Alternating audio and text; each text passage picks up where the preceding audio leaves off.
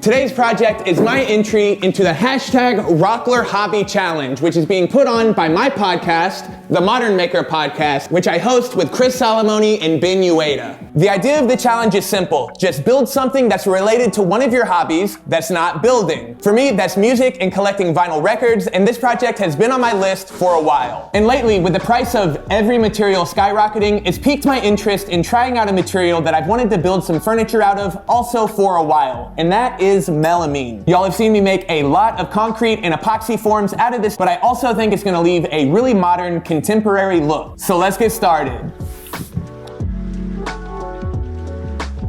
My first step in building this DIY record storage cabinet is to break down this melamine into 18-inch wide panels. And as you can see, I used painter's tape to protect everywhere I was going to cut.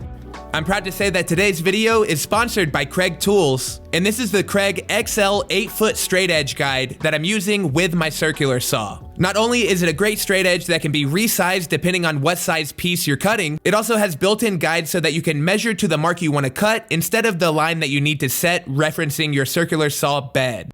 Links will be in the description and you'll see more Craig products throughout. Thank you again for sponsoring today's episode. I cross-cut my top and bottom pieces to 40 inches wide and all of my other pieces so my compartments would be 13¼ inches tall.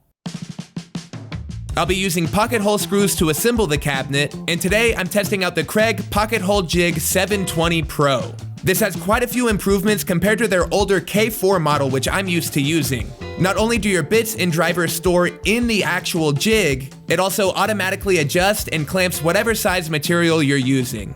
I placed my pocket holes so they would be as hidden as possible, and I was sure to double up since these shelves are going to be holding quite a bit of weight with all this vinyl.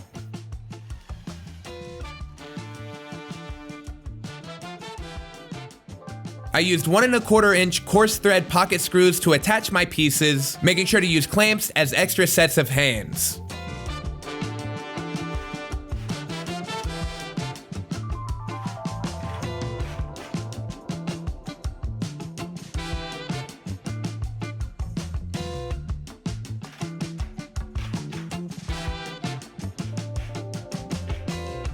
I used my 2 vertical dividers as riser blocks to install my horizontal shelf, and then I clamped and screwed those pieces in place.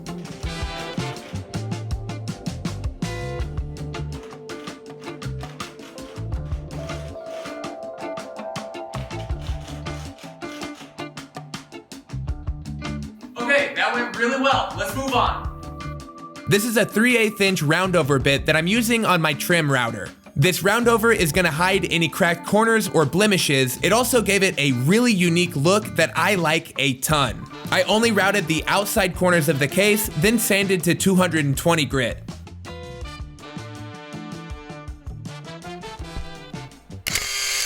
I had some leftover melamine that I cut into some 6-inch tall legs and stretchers that are inset 3/4 inch on all sides of the case.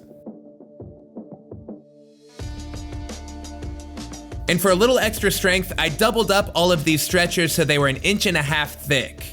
Anytime you're screwing through melamine, it's important to pre-drill, so here I used an 1/8 inch bit.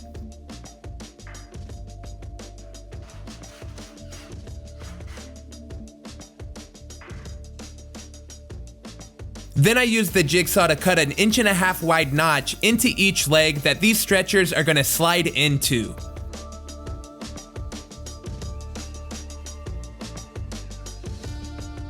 Assembly was really easy. I just made sure to double check that everything was going together as square as possible.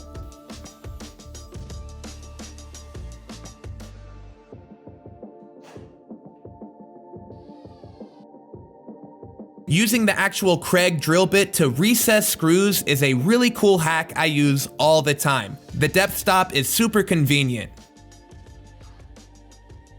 After my base was attached, it was time to flip it over and make sure that it was stable.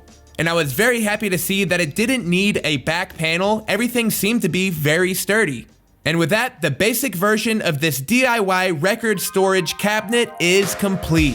I really love this design. It can be built out of a single sheet of 3/4 inch melamine, which is less than $40 right now. And considering the price of all materials, this is awesome. It's got a ton of space for storage, it's cheaper than IKEA, and doesn't look the same as what everyone else has. And this would be an awesome stopping point for a simple DIY turntable cabinet. But I've got a couple of design ideas that I want to try, so let's take this project to the next level. We're jumping back in time a little bit because I cut the pieces for the floating top on day one along with all the other melamine. I used a washer to mark a radius on all of my corners so that it would have a profile that matches that routed corner on the outside corners of my case. Then I also rounded over all of those corners, and man, this looked really cool. The floating top is made of two pieces that divides the table in thirds.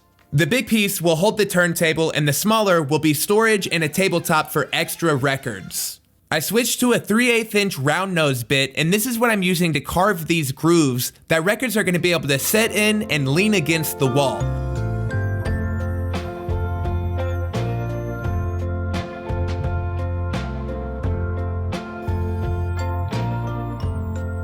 I put 3 in this part of the table, it looked awesome and functioned well, so I decided to put one that'll run behind the turntable as well.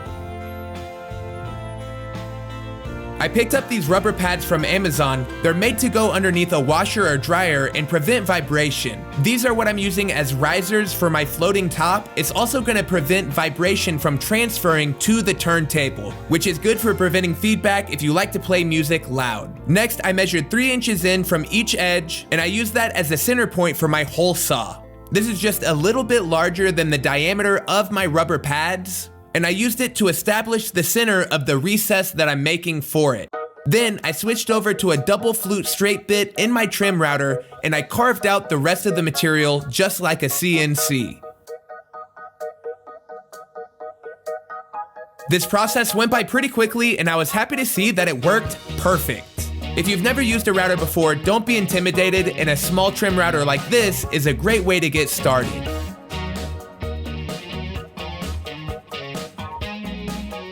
My final step was to make matching recesses for those rubber feet in my cabinet. That way I wouldn't have to use any mechanical fasteners, which would reduce how well this anti-vibration idea worked.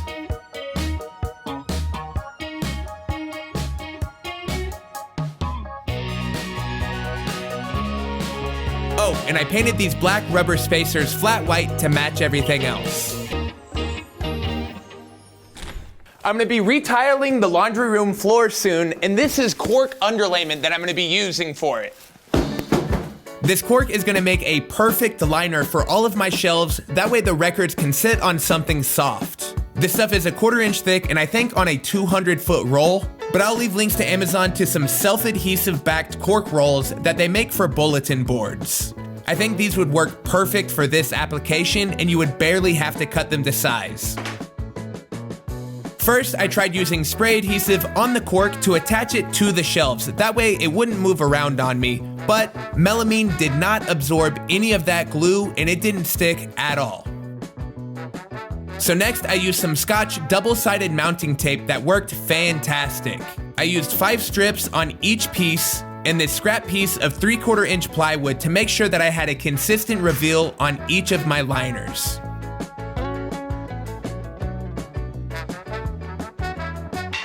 Oh, wow.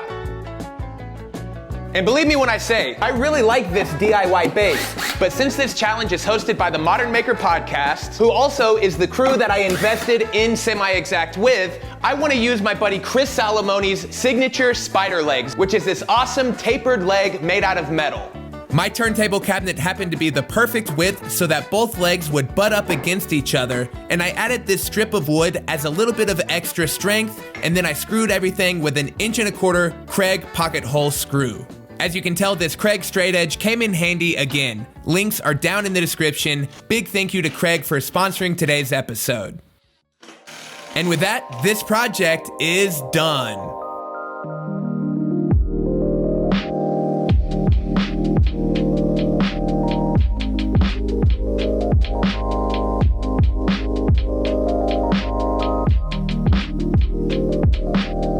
Listening to and making music is my primary passion outside of building things, and it's so awesome to build something dedicated to something that I collect.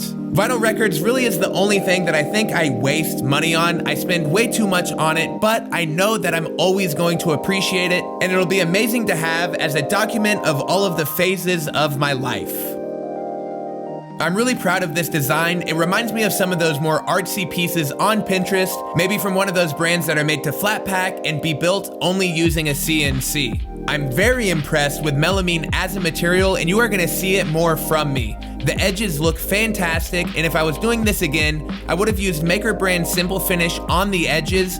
That way the tone would match the cork perfect. Which, speaking of, using the cork not only is gonna protect the records, reduce vibration, but I think it ties the whole thing together. It breaks up some of that white and gives those particle board edges a theme throughout. As always, thanks a ton for watching, and I hope you enjoyed this project. If you build something inspired by it, make sure and tag me at Modern Builds on Instagram. I can't wait to see your submissions for the Rockler Hobby Challenge. Links are in the description, and another big thanks to Craig Toole for sponsoring today's episode. Have an amazing day, everybody, and we will see you next time on Modern